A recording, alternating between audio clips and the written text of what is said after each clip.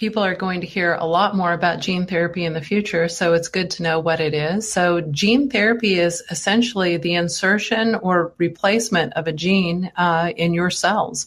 So your genes are hold the basically the blueprint of who you are and what you look like and vastly how you function.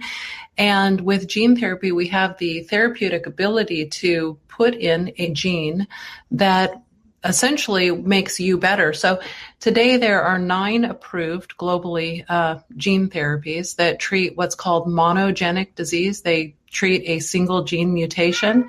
And then my company is interested in putting together what's called gene therapies for complex disorders like aging. Yeah, and that's why the controversy hits the road. So don't think, folks, that there is no approved gene therapies. There are for particular diseases. But like the normal situation here in the U.S., we like to look at diseases one at a time and go regulation. Lots and lots of very important. I'm not telling you that you shouldn't be doing studies and testing and lab tests. Then it gets regulated and then it gets approved.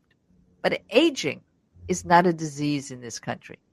And in my world of ageism, I don't really want aging to be a disease. But here, because it is not an endpoint, because it is not a disease, it's very difficult to do studies, lab tests, clinical tests, and say this is going to cure aging if aging isn't a disease. So we're in this trope here.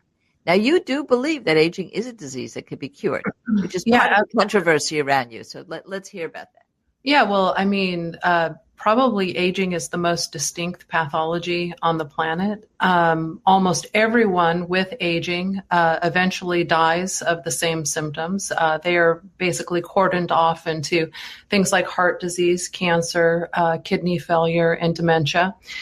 It has the same visual signs on the outside and the inside of the body. So even if you look at the brain of an 86-year-old who doesn't have dementia, you will see massive atrophy. So it really is a distinctive condition, and things like irritable bowel syndrome and cancer, which vary greatly at the core of mechanism, actually are considered one disease. So by considering aging a disease, we can then target aging as an endpoint in clinical studies, and that would greatly speed up the regulatory system in approving therapies that can treat the whole population.